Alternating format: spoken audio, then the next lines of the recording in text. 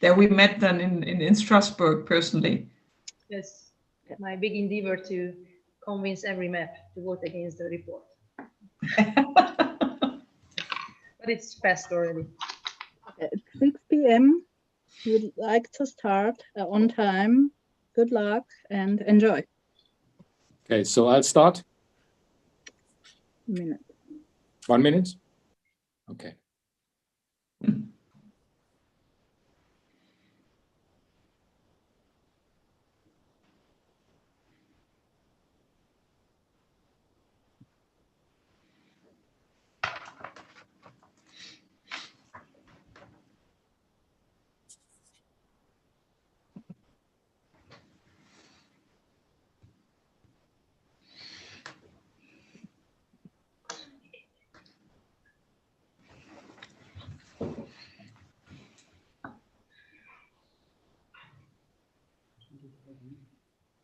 Okay. Good evening, everybody. Warm welcome to DGAP. Thank you all for joining us for what promises to be, in my mind, a very interesting and possibly also controversial debate tonight. My name is Rolf Nickel. I'm the Vice President of the German Council on Foreign Relations. In that function, it's an honor and a great pleasure to welcome our two distinguished speakers for tonight on the rule of law issue within the European Union. We have, first of all, the Minister of Justice of Hungary, Ms. Judith Varga, who joins us from Budapest. Good evening. Sorry, not from Budapest? Good evening, sorry. Good evening. Okay. Guten Abend.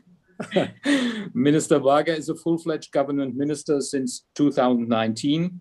Before that, she was Secretary of State in charge of European affairs, and even before that, she was a member of the European Parliament. Thank you, Madam Minister, for being with us tonight. Thank you. Also on the panel, we are happy to have Ms. Monika Hohlmeier, German member of the European Parliament from the EPP since 2009. Ms. Hohlmeier, Ms. Hohlmeier chairs the Budgetary Control Committee and is a member of the EU Delegation for the Relations with the People's Republic of China.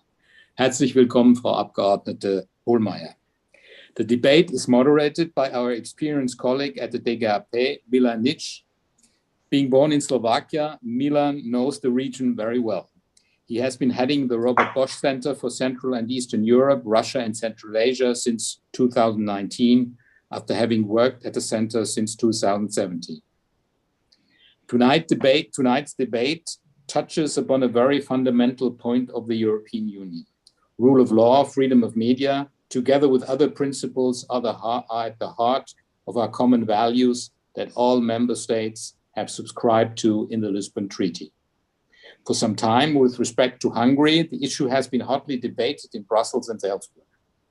Three topics stick out. First, in 2018, the European Parliament triggered the famous Article 7 of the Treaty of the European Union. The Council has taken up the matter and has engaged in a number of debates and hearings with Hungary. If a member state is found to be in serious breach of the EU's fundamental values, sanctions are possible. Secondly, several times the European Court of Justice has found Hungary to be in breach of European law. Some cases have been resolved, others not. Finally, the EU's multi-annual financial framework, adopted after a lengthy and controversial debate in December 2020, subject the EU's budgetary assistance to member countries to a mechanism by which funds can be reclaimed in case of violations of the correct attribution procedures, which in some cases may be tied to rule of law deficiencies. Hungary has signaled that it would attack the so-called rule of law conditionality in the European Court of Justice. The country has till the end of the month to do so. At DGAP, we are of the opinion that there is a lot of merit in discussing controversial issues with each other, rather than talk about each other with the other side being absent to the debate. There's a huge interest in Germany in this debate. For a proof, we have, as we just learned, 260 people who signed up for this event. I'm pretty sure that the audience tonight will be very interested to hear from both of our distinguished panelists how they see the issue. If it turns out to be a lively debate, so much the better. And with that, I turn it over to our moderator, Milan Nič. Milan, the floor is yours. Thank you, Ambassador Nikol. Welcome to our both distinguished speakers. And before I further introduce you, let me introduce the topic, which Rolf already did to a large extent. So I would just add that in reaction to the economic crisis that followed the pandemics, which is still the main issue that governments of the member states are dealing with, last year the EU has also agreed an unprecedented recovery instrument for member states that will be accessible on top of regular transfers from the EU budget. At the same time, a large group of member states, especially the so-called net payers to the EU budget, including Germany, as well as an increasing part of their electorates, are calling for a strengthened conditionality of these new large transfers to adherence of member states and their governments to fundamental values and principles of the European Union. These values and principles are defined in the Article 2 of the Treaty of the European Union as respect for human dignity, freedom, democracy, equality, the rule of law, and respect for human rights, including the rights of persons belonging to minorities. Ambassador Nikol has already mentioned the controversy that was triggered or that raised last year after the European Parliament initiated a new regulation linking rule of law conditionality to all EU funds under shared management as of 1st January 2021.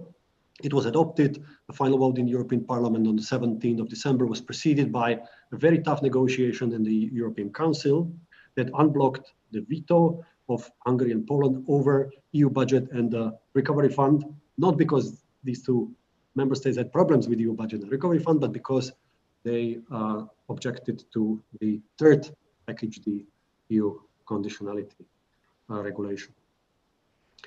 We heard from Ambassador Nikol that currently this new mechanism is on hold as both governments in Budapest and Warsaw seek annulment of this regulation before the EU Court of Justice. The compromise at EUCO, at the European Council, also included some caveats on its implementation. At this event, we will discuss what can be realistically expected from this new mechanism, given the fact that transfers of EU funds are also part of the same Treaty of the European Union. Where do you see the main challenges to its implementation? And whether do you agree that the concept of political conditionality and linking large transfers from EU budget to adherence of rule of law in member states, it all should, it's a valid point. With this, let me introduce again, welcome, Minister Judit Varga. Thank you for finding time for this debate. You are Minister of Justice of Hungary from 2019. You were quite prominently part of these debates last year. And your co-speaker is Monika Hohlmeier, who also was prominent, one of the driving forces behind the rule of law regulation in the European Parliament. And as a matter of fact, both of you are part of the same political fraction, European People's Party.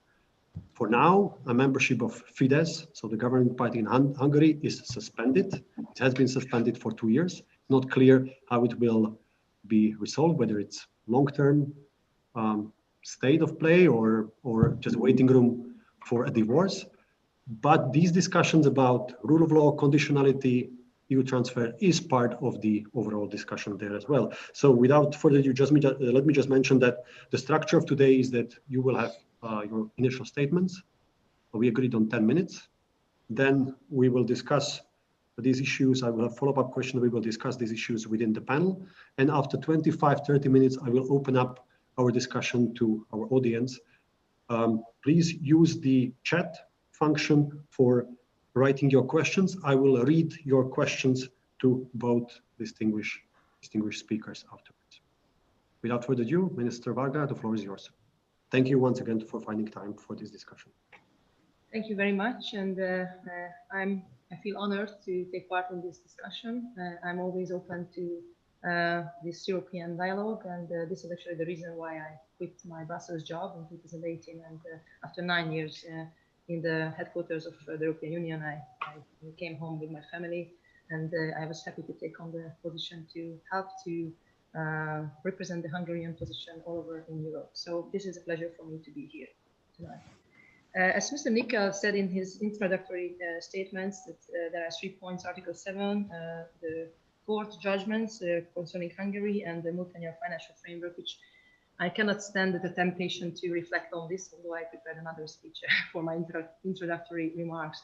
I would like to mention that Article 7 procedure was actually triggered by the European Parliament in a way that they were in breach of their own rule of procedure, and it is often left out from the news that there is still a pending court case when Hungary challenged the resolution because abstentions were not taken into account when calculating the majority to be successful for the Sargentini report. And this court case is still going on since 2018 October.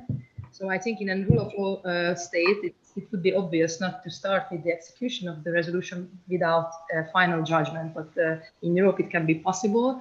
And I remember when I was lobbying on especially EPP members of the European Parliament in 2018 in the summer, when I wanted to, of course, convince them to vote against. There were just a few brave reps like Madame Hohlmeier, who explicitly voted against. And thanks very much for your braveness and for your clarity on the issue. But many EPP members told me at the end, I'm not agreeing to Madame Sargentini, but I can give you my abstention. So that was a clear political message that they were not willingly supporting the report.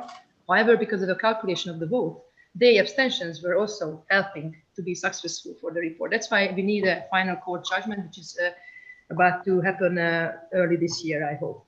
Hungary has always implemented the judgments of the European Court of Justice. This is very, very important to say, because there is a fake news around in the air in Europe, as if Hungary would not comply with those judgments. Unlike other countries who are paying actually fines instead of complying with the judgment, the Hungarian ministry always came into harmony at the end of a very lengthy, or sometimes not so lengthy, legal discussion with the Commission services to comply with judgments. And this is still the case with all those open issues which are well known in the press. And finally, on MFF, I think the veto is a sovereign right of a member state. When we all joined the club, we had this right guaranteed by the treaties, and is less mention is given when, for example, the Netherlands is vetoing the Ukrainian free trade agreement, or when France is vetoing the enlargement procedure, like it happened a couple of months ago. So I think the genuinity of the situation last December was only that for the first time in European history, there were Central European countries actually vetoing something. But this is a sovereign right guaranteed by the treaties. When vital national interests would be damaged, then you can use the veto. This is the rule. So nothing exceptional, nothing illegal was there.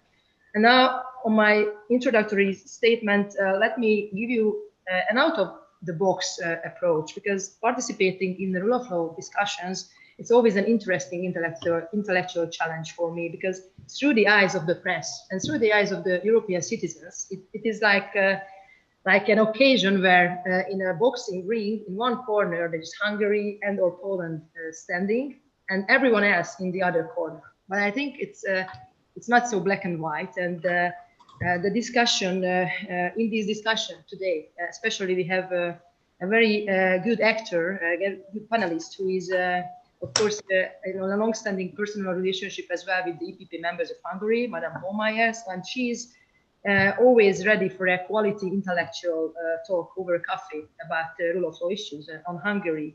And therefore, I would like to take this opportunity to warmly welcome her, because she has always been open for a constructive dialogue with us. And as I mentioned, she was brave enough to vote against the report. And of course, we have debates over which we have certainly some things in common and some things which we'll never agree on. However, the mutual respect is there, and we can discuss almost everything together, even with members in the Fidesz party over in Brussels. And I think these boxing fights in general, they are not about reality. It is because everyone is boxing in the air. Hungary, for example, we are standing on the ground of Hungarian law and European law. Some others, they are boxing because of ideological convictions. Some others because they want to gain some domestic political benefits. I'm referring now to the opposition members of the Hungarian internal politics. And some members of this this boxing fight, they do not even want to fight, but they were simply sent into the ring because today, if you want to be a dominant player on European politics, then you have to be the fighter for rule of law and ticking this box. And then there are also those who are there to debate based on law, legal arguments, and facts. And one of those few people is Madame Hohlmeier. So I think in some unusual way, I do not want to present now in my introductory remarks the overheard and constantly repeated legal and factual arguments of the Hungarian government, because it is already everywhere, and I don't really see any added value, because if we are in monologue tunnels, there is no possibility to get closer to each other.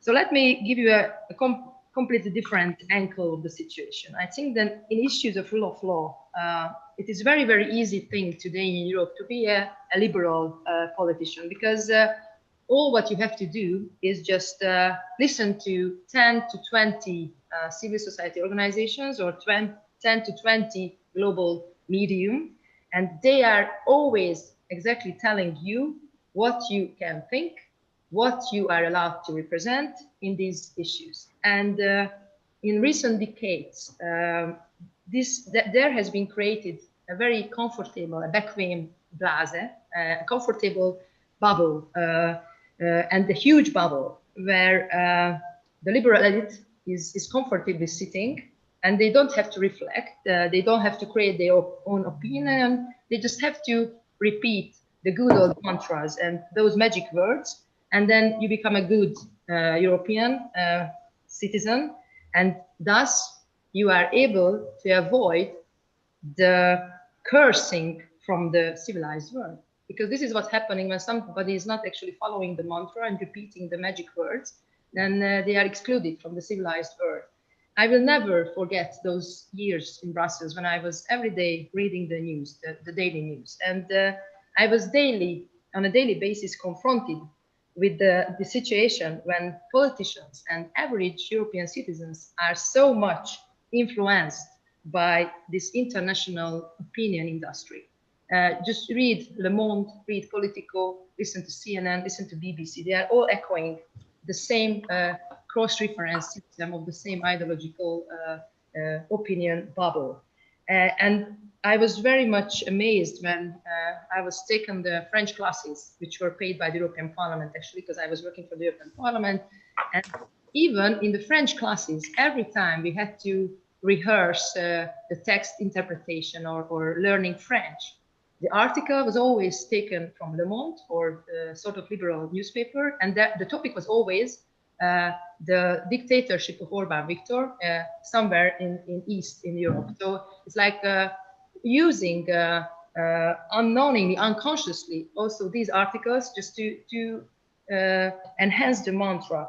And it was so impossible, even to that extent, when I was entering a museum with my family in Brussels on Sunday afternoon. And when they got to know that I'm Hungarian, they said, "Oh, poor darling, you were escaping from a dictatorship and now you are a refugee." So I think this is very dangerous what this bubble can create about unreality with those cross-references. And therefore, it is very important to stick to the fact. And these are all just 10 to 20 NGOs coming from the same source, referring to the same articles, reports, op-eds, opinion ads, or professors' research articles, when then at the end of the day are positioned in the news as if they were the only fact and only reality. And what is the evidence for all this? The last decade. Let us be honest, because there have never been any panel discussion, conference, international press interview where we were not in the position to exactly know what they were about to ask from us, what will be the consequence of the whole debate. And there were never ever a fresh idea, never an out-of-the-box idea about the real context. And it is not a surprising issue that even Vera Jourova, who is actually missing from today's audience when I was checking the audience list, and thank you for sending us the list, that Vera Jourova actually, surprisingly, not sticking to her position as defender of the treaties. She is actually taking up political positions, and on a regular basis having formal and informal meetings with one of the opposition members when creating the Hungarian rule of law report. And it's okay to meet politicians, but when the overwhelming and the dominant position is only coming from one political party, which is not even a member in the National Assembly, just in Brussels they have 2 MEPs, then I think there is a certain bias towards one ideological side. And Madam Minister, 10 minutes is up. Yeah, thank you very much. Just a final remark. Thank you very much. I would just encourage my liberal friends that they should be brave enough. They should break out of this opinion bubble, and they should be brave to know the words for themselves. And don't be afraid that if you have an idea of your own which is not fitting the mainstream, because it is worse being creative, being genuine, and coming to Hungary, live here for a while, paying your taxes, enroll your children into our schools. And the final remark, isn't it strange to consider that the Western liberal mainstream media has been crying wolf since 2010, saying that democracy is dead in Hungary. 10 years went by, and the same political party, which represents the same values as in 2010, has been elected 3 times in a row. And Hungary's performance is a boost to the European economic development, and more foreign companies, among them, most of them German companies, choose to perform the economic activity in our country. This is the real fact, and this is the real evidence that this country is nothing less or nothing more than the average European country. So thank you very much for your patience and time. Thank you, Madam Minister. Follow-up question from me before we go to Madam Hohlmeier. Of course, I could ask you about many issues in Hungary that are not directly under your competence, like freedom of the media.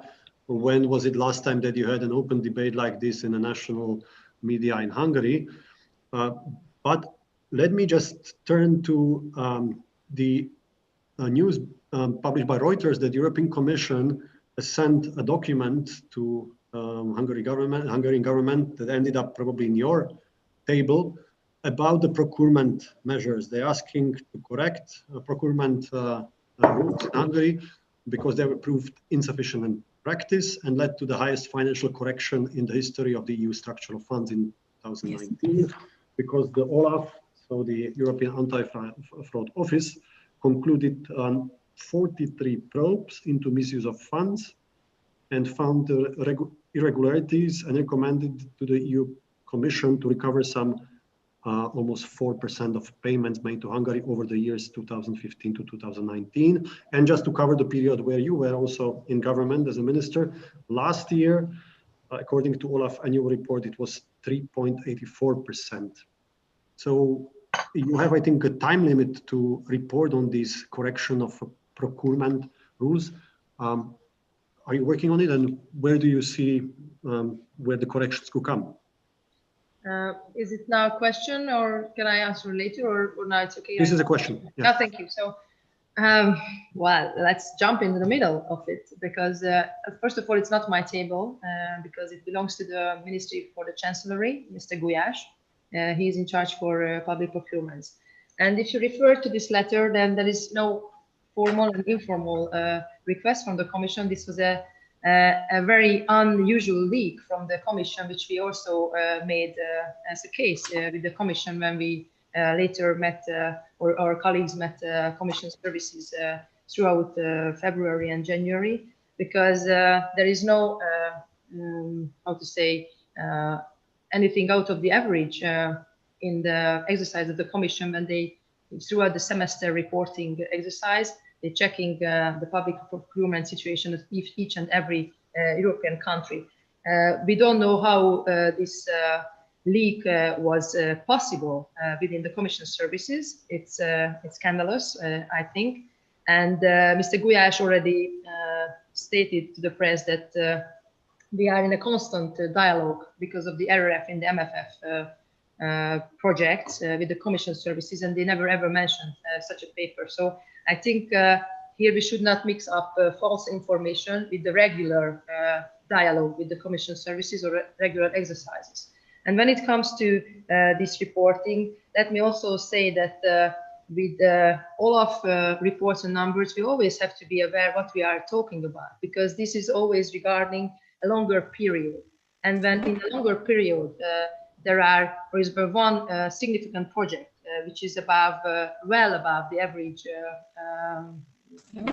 size of irregularities, which is actually coming from out of 2010. So when socialist governments were in charge for Hungarian projects, and there was this 4 metro project, which Madame Hohlmeier may know very well, I think. And when we calculate the number to this package, then it may distort the situation. So they are coming from the past, but they appear in the statistical data of today.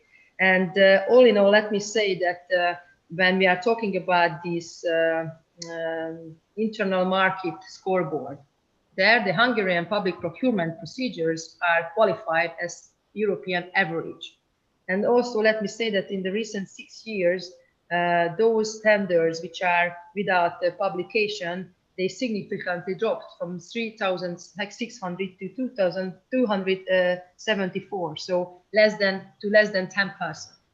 And when throughout the debate on the conditionality with the MFF, Hungarian position has always been that there are already tools in the hands of the European Commission where it is about to protect and safeguard the European budget. We should use these tools. And one of these tools is, for example, the semester reporting and the OLAF reporting, when they are regularly checking whether there is any kind of conflict of interest, fraud, corruption, etc. This was also said by Ursula von der Leyen in the State of the Union speech. And this is why we said we will be always partners when it is about the financial interest of the European budget.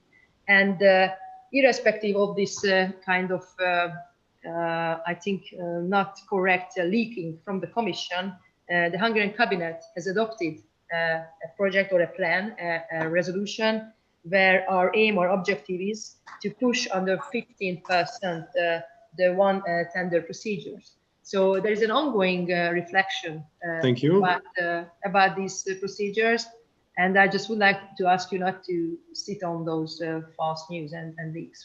Thank you. Looking at the time, Madame Hohlmeier, I quickly turn to you.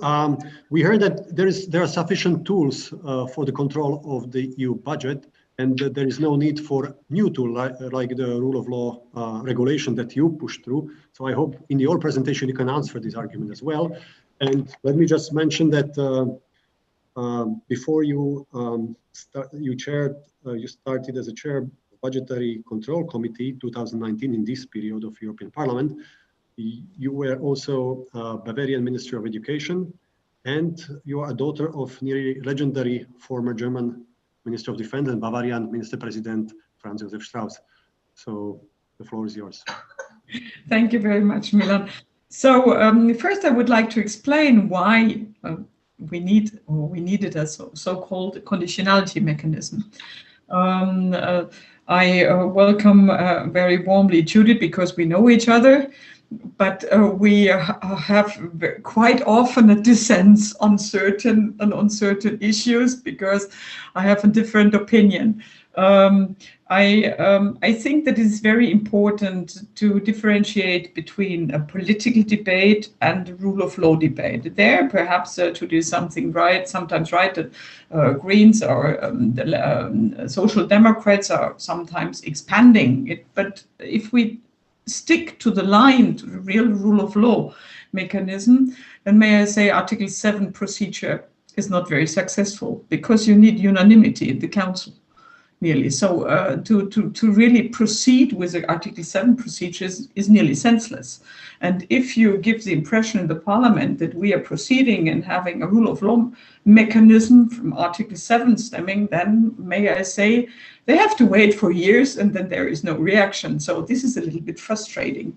The conditionality mechanism has a very clear background. And it is different from the so-called Article 7 procedure related to the whole rule of law issue. The conditionality mechanism is clearly linked to the financial interests of the unions. And perhaps to give some reasons why I was one of the initiators and one of the supporters of this conditionality mechanism. We saw quite a lot of conflict of interest in the last years. They don't appear in the area of fraud or something like this. There you cannot only talk about misuse of funds. This is a very complicated area, conflict of interest, because conflict of interest means that the member of a government misuses its power to earn money and to misuse European funds to profit, to their own profit.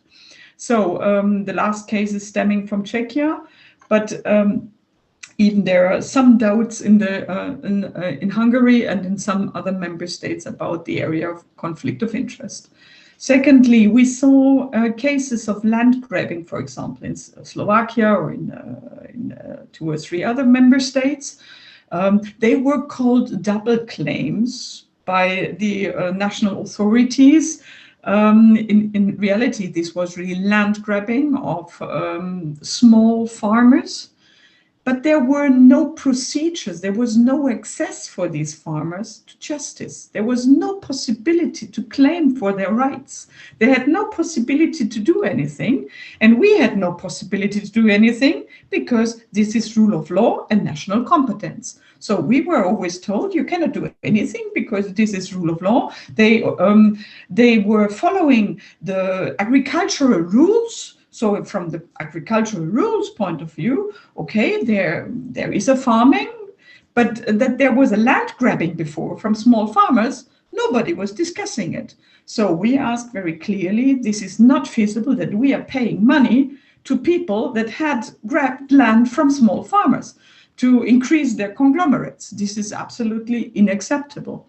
There was a systemic fraud in the land parcel system. So, and we had systemic problems there. And we see some kind of these problems in other member states appearing either. Furthermore, about the cases where the minister was referring to, there were systemic problems in the responsible Hungarian authority responsible for controls on public procurement contracts. We had 1.2 billion flat rate correction of 10% across all operations programs from 2014 to 2019. There was a huge gap in the documentations. The checklists were insufficient. There was an outsourcing of activities of the agency to an external legal firm without complying with the rules on conflict of interest. And there was no follow-up on irregularities in the way that is normally foreseen in our rules. So from 2007 to 2013, there was a total amount of financial corrections of 1.5 billion euros. So the amounts are quite big. And what is concerning to me, irritating me, is that these figures are only samples. So just the things that we were able to find, because in shared management, member states are responsible. So we have to try to find out where the fraudulent misuse has happened. And if member states are not so constructive in the cooperation in certain areas, explicitly when governments are involved or government members are involved, this is always we see it in our budgetary control committee that this is quite complicated, that we are really need partly whistleblowers, partly journalist activities investigating, partly NGOs, and partly persons having been damaged or whatever. So it is that auditors by samples are digging in a certain area where we see that tenders systemically are misused. So then there were severe cases of corruption or misuse of public authority, for example, in Malta, Romania, Bulgaria, in Greece. Then there were severe cases of misuse by organized crime because of severe weaknesses in state authorities. Then we saw the development of oligarchic structures using European funds to profit from these funds. And to be frank, I could continue this list.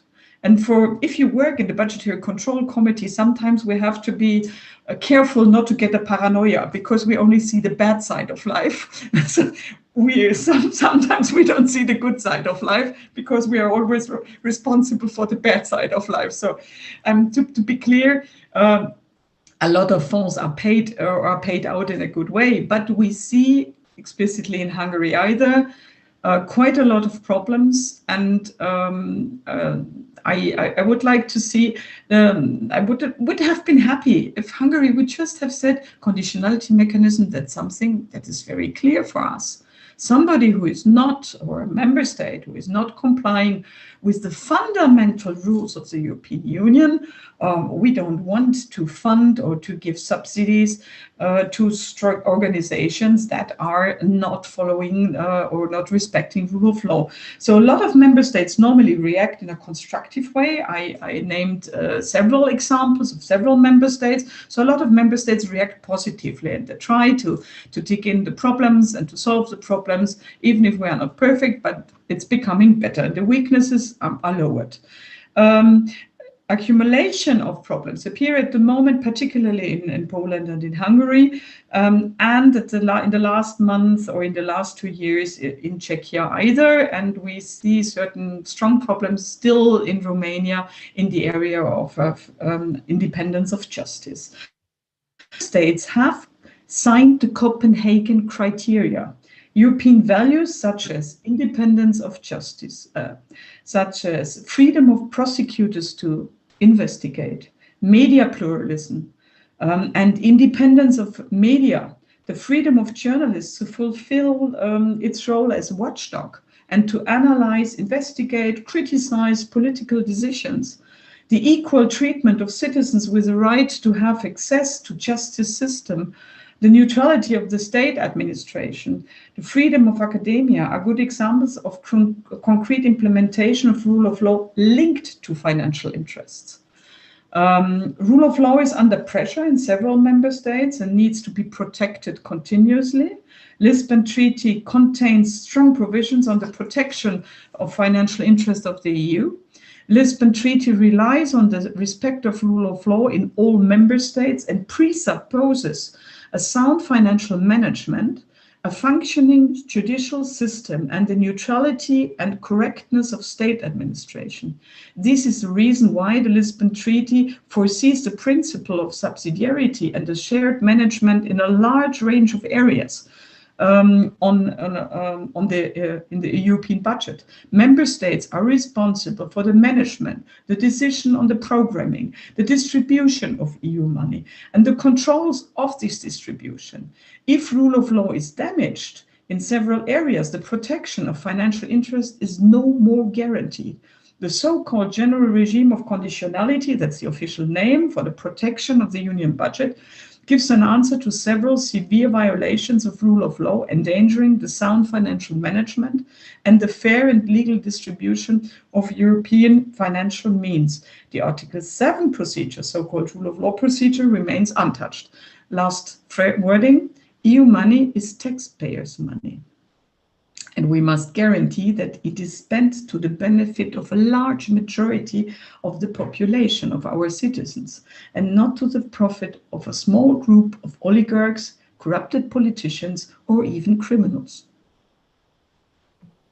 Thank you very much. Thank you, Madam Hohlmeier, also for keeping the time.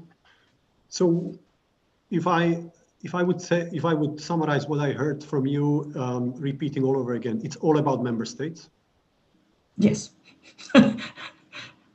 And also what is the toolbox now is not sufficient. So you have this new rule of law regulation. What do you expect from it? And how will it help you as a budgetary control committee to do your work vis-a-vis member states when the financial interests of the EU are under threat? In the last 2 years, we started the Budgetary Control Committee to focus more on the systemic risks. We don't want to bother small farmers with tricky regulations and over-bureaucratic problems. There we try to reduce. But what we try to prohibit is that, for example, in the last years, that's via systemic undermining of the regulations. At the end, a small group of persons is profiting of European funds.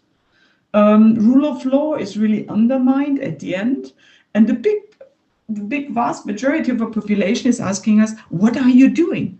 What are you doing if land grabbing is happening? What are you doing if journalists are killed? What are you doing if you see that that there are only a small group of oligarchs, of politicians, or family and friends, as it's called, is profiting of billions, but the rest not? Why are you not allowed to investigate deeper? Why don't you have a digital system to trace the money back? This is something that we try to trigger now to make it very clear. We would like to know where the money goes. And we would like to focus on one special issue. This is the issue that sometimes member states, being in problems to explain why they spend the money in a wrongful way, so they withdraw their bills, and then it's a national case. Then there is no European Union anymore. European Union has no right anymore to investigate. So we really try at the moment to be quicker, as we have been in the past, and to get better instruments and quicker instruments to guarantee that the funds are distributed really in a good way. Hang on. So if there is a government, a strong government and strong prime minister in the EU that has unprecedented control over the state apparatus, if you find something controversial, they can just withhold all the bills and let the state budget of the member state to pay it up.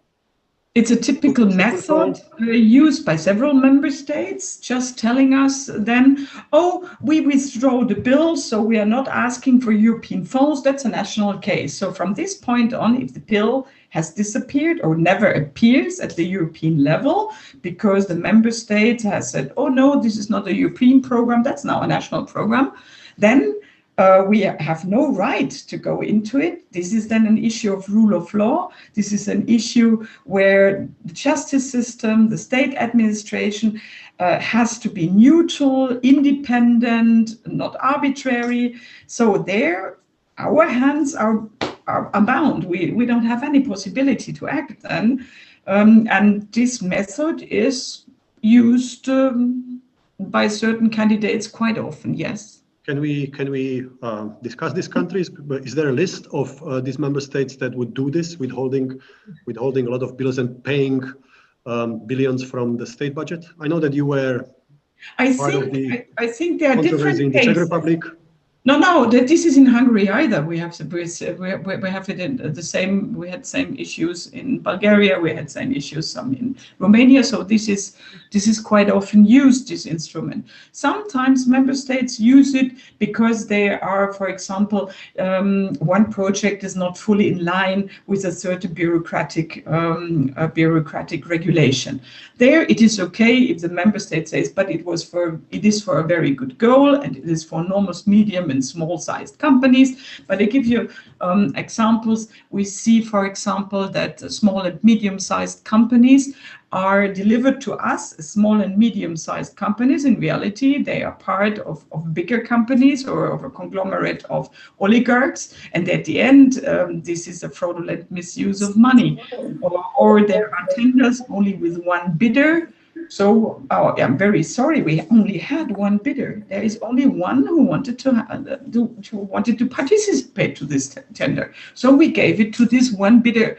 So this example is one where we had Hungary, where we had in other member states like Italy, we had criminal cases in this area. So it reappears, but the problem in Hungary, from my point of view, is more that we see appear problems in several areas. You can have certain one problem in a member state or a different opinion to certain things. That's quite often. But if you see it in so many cases, in freedom of media, in complaining journalists, accusing NGOs, or if I hear this word of international opinion bubble, listen, that's really quite strange. I know to think. We are not all tump that we cannot read texts of different newspapers. And it's not only Le Monde. May I clearly say that Le Monde is no more owned by this so-called international bubble. So it's now owned Thank you. by Let's leave it there, Madam Hohlmeier, because I want to give some time to Minister Varga Yes. to respond before we go for questions in the chat. And please do post more questions to the chat. Well, thank you very much, because I was having the impression that I'm just a statistic in this panel discussion. Because No, but we were talking with you for 25 minutes, so I gave more time now to Madam Hohlmeier. Go ahead. So yeah, because there are so many statements, accusations heard that I needed more time to actually properly respond to everything. But let's be clear. Would you think that anyone in Europe would dare to say that Germany does not respect the principle of rule of law because the Court of Justice of the EU proclaimed that the public prosecutor in Germany is not deemed to be independent? Or would one dare to criticize Germany and accuse with serious risk of the separation of powers because the judges and the Constitutional Court judges may have been exercising party politics? So there is so many differences in the actual structure of rule of law in many member states. And this is exactly the problem with the conditionality regulation, that is simply just not complying with the legal clarity, with the legal security, with the very principles of rule of law. Let me give you a very ordinary example. If our criminal code would just have one sentence that the criminal code said, you have to be a good man. This is when we are talking about the breaches of principles of rule of law. When and who will tell you that you are a good man? According to your neighbor, according to your mother, according to the wife, your husband. So this is all infringing the very principle of legal security and legal clarity. And Monica said rightly that there is a certain frustration because of Article 7. So if there's a frustration, Article 7 is not working, which is actually based on the treaty, which we all signed up to, which is our Bible, then let's do something which may circumvent the treaty and eases our frustration. And we can... one is financial interest, and the other thing is Article 7. These are different procedures. The treaties are there to defend the rights of the parties, the fair trial. You try to mix it up. When I said that there is all tools at hand, I think the introductory speech of Monica was a mere evidence of what we are talking about. Because right from the beginning, we said that it is not only the net payers, taxpayers' money, even Hungarian taxpayers are paying into the budget. And when we are talking about the budget, we all know since Mr. Oettinger that every money spent in the cohesion countries, out of €1, 70% goes back to the German industry, to the German GDP. So this is a win-win situation. We are all linked to each other. We are all relying on each other to safeguard the budgetary interest. And there are, especially what Monica just listed, all those cases are detected because there is an Olaf investigation. Based on the Olaf investigation, there is a domestic investigation, and at the end there is an indictment. And if we are talking about Hungary, for example, the indictment rate, it means that there is a real criminal case at the end of the Olaf investigation. The Hungarian average is well above the European average. So let's just open up issues of other countries. This fixation about Hungary is based on this Kódice Jobbik Bovik. So when there was the excess deficit problem, you have to keep your deficit below 3%. This is the Copenhagen criteria. Hungary has been keeping it for a long, long time. And when there was a question on issue in France, Mr. Juncker just said, France est la France. There is no launching of extra deficit procedure against an older and bigger member state. So we could, I think, be much more realistic. And there are all tools at hand. The financial regulation of the European Union has so many tools in order to monitor how money is spent in the member states. We don't need a political ideological tool, which is the conditionality regulation. And this is why Hungary will challenge it in front of the court, which is actually a right provided for each and every member state to challenge the legality of a legal act in the European Union. And there is That's no rule of law. And that's rule of law. And that's rule of law. You have the possibility. Thank you. Again, Let me please jump in. Be a good man. You have to know it precisely. If you are in Germany and the public prosecutor is not purely independent, when judges can have political party affiliations, and when we are talking about, for example, the selection of judges for the highest courts in Germany, I think you're making a nice show, but it's not. You're making a nice show. We have questions in the chat. Let me stop. Let me stop your discussion here. It's very far away. It's very far away from our original topic. Let me read some questions in the chat. One question is about NGO law in Hungary. That reminds to the author of the question, the Russian legislation from 2005. Second question from Lily Bayer from Politico is about Hungary not joining European Public Prosecutor Office. What is the reason for it? Then there is a question about opinion bubble that the Minister Varga mentioned, whether there is not also an opinion bubble in Hungary, given the media situation, if I simplify it. And there is one more question to Mrs. Hohlmeier. How can you and the EP, European Parliament, EPP, or EPP, avoid being the European People's Party? European People's Party, but one P is missing there in the question. Yes. How can you avoid being accused of an uneven application of the financial sanctions on certain member states only? What was the question? Minister, let's start with you. So in 2005, we were not in a government, so I don't really recall what kind of civil law. What about the European Public Prosecutor's Office? The EPPO, yeah, it's not only Hungary who is not part of this public. No, too. And if there is an enhanced cooperation and there's based on European law the possibility to left out of something, it should not be a sin just to use this kind of right. And in Hungary, the public prosecution is a totally independent power of the state, which is not actually among those in connection with the sovereignty could be conferred upon European institutions. And you know, when we are talking about these issues, why we don't ask, for example, Denmark, when they joined the EU, they had a complete opt-out from the whole internal cooperation and judicial and justice cooperation of the Union. So they just say, okay, we don't want to mix up our local and national system with that of the European one. And since then, we are constantly criticized, while others are not. So this is all these double standards again. And I think you should ask the Eurojust president about the setting up of the EPPO, because I think they might have most problems with the conflicts of interest, who is in charge of what. There are overlapping competencies. And when we are talking about the criminal cases, there is always an investigative part, there is the prosecution part, and there is a court part. Do you think a system where the investigation is based on cooperation of member states, the prosecution is a harmonized European one because of the EPPO, and then the court section is purely in the hands of the national courts, is it a system which can function properly and effectively? So this is the only reason, and it is not only Hungary, Poland and Denmark who is left out. I cannot recall now the other member states, but there are more than three leaving out. So I think this is a sovereign decision which should be respected, and that's it. Absolutely. The question was if you really want to be more, if you said that there are enough instruments to control spending of the funds, and there are problems with how EU funds are spent and procured by Hungarian authorities in this government that has been in power since 2010 with constitutional majority. Why would you consider joining this prosecutor's office in the future?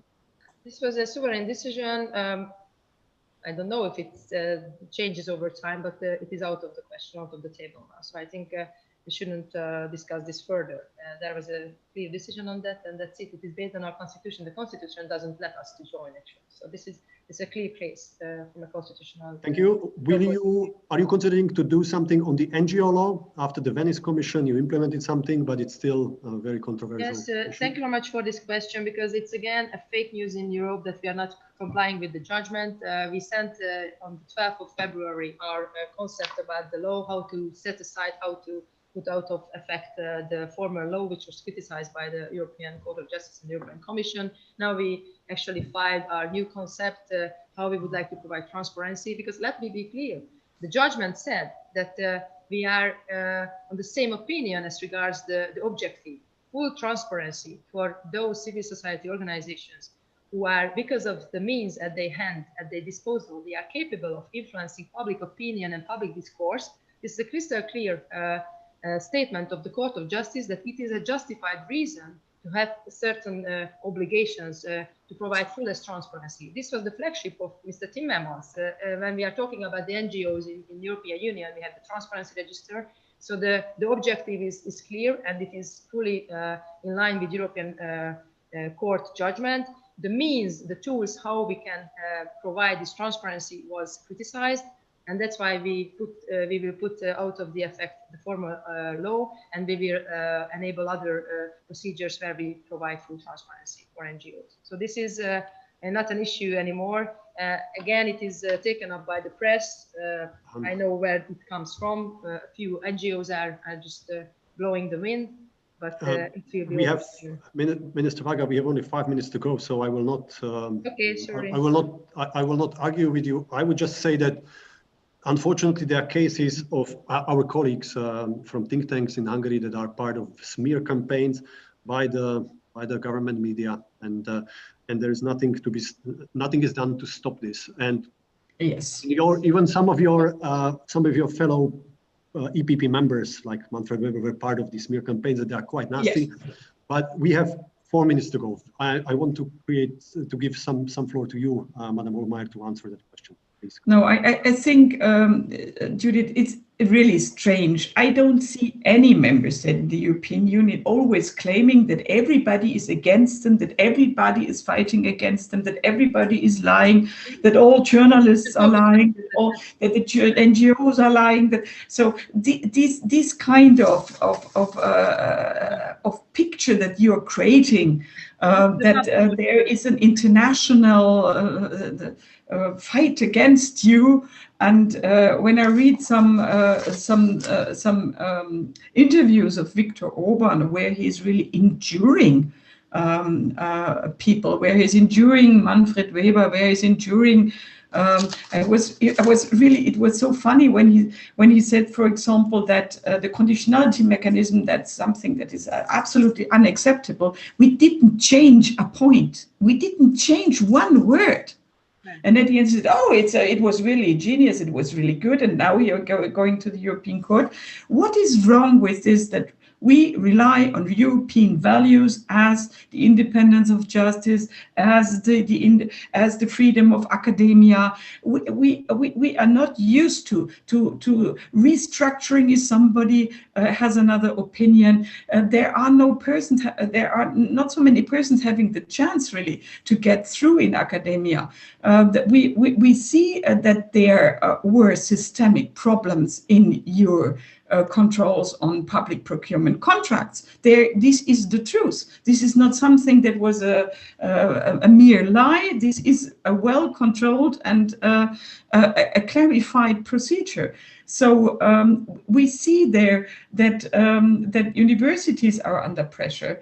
That media pluralism is really no. Listen.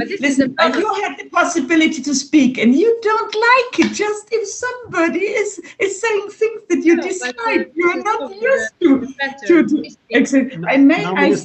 I'm really disappointed, Judith, because we really are fighting for the Hungarian population either. He was quite aggressive. Oh, in Germany it is like this, and it is like this. I said before, you always will have content-wise on one point or on the other different point of views, but not in so many cases as in Hungary, not in so many cases as in Poland, not in so many cases as it starts now. The time for this debate. May I say it's really a problem. We are starting to debate really, really fiercely, and the time is up. So, Minister Varga, 30 seconds. 30 seconds to respond, please. Building gaps between member states. All this debate is about not today, but since decade, that We are not listing these accusations without finding common positions, common points. With Germany, we have such a good bilateral cooperation on industry, on development policy, on defense policy. So if you ask ordinary citizens, if you ask officials, there's nothing and no problem with the cooperation in the European level. And I think we should focus on those areas which connect member states, not building gaps. And this rule of law condition is nothing else, just a mere ideological pressuring. And this is evidenced by the fact that it is not capable of those controls which you mentioned, because those controls are made by the Commission in the monitoring exercise, by the OLAF. There are good organs already carrying out these checks. And if they are not properly functioning, let's fix them. But not putting this into the code of an ideological bubble. And I'm sorry, Monica, to say, but I have to cut it here. Sorry. Of a hollow dictator. You're calling the international press an opinion bubble. It's not unbelievable. Based on it's up. Thank you very much, both Madam Minister and Madam. For me, European values, Milan, are really the basis of our legal understanding. For me, rule of law is really the basis of what European Union. But we have to close. Ambassador Nicol, please, if I can ask you to start the microphone and for a farewell remark, which is very short, because we already one time over the limit. Yeah, well, thank you very much to both of you for this very lively debate. I think it wasn't we didn't expect you to agree on these issues, and obviously there came out pretty clearly that there are different points of view. But I think we need this debate when it comes to fundamental points of it's not just an issue of any other kind that you find in the European Union. Here we're talking about our fundamental values, and therefore I think it's absolutely necessary and justified to have a debate on this. And I think it makes a difference whether we're talking about these fundamental points or whether we're talking about something else. So. Thank you very much for this lively debate, and maybe we'll be able to continue that somewhere else maybe with something to drink that may perhaps in presence, Isaac. After Corona times. Yeah, after Corona. Thank you. Greetings to Budapest and to Bavaria. Thank you very much for being with us, and hopefully see you again. See you soon. Bye bye. Bye bye.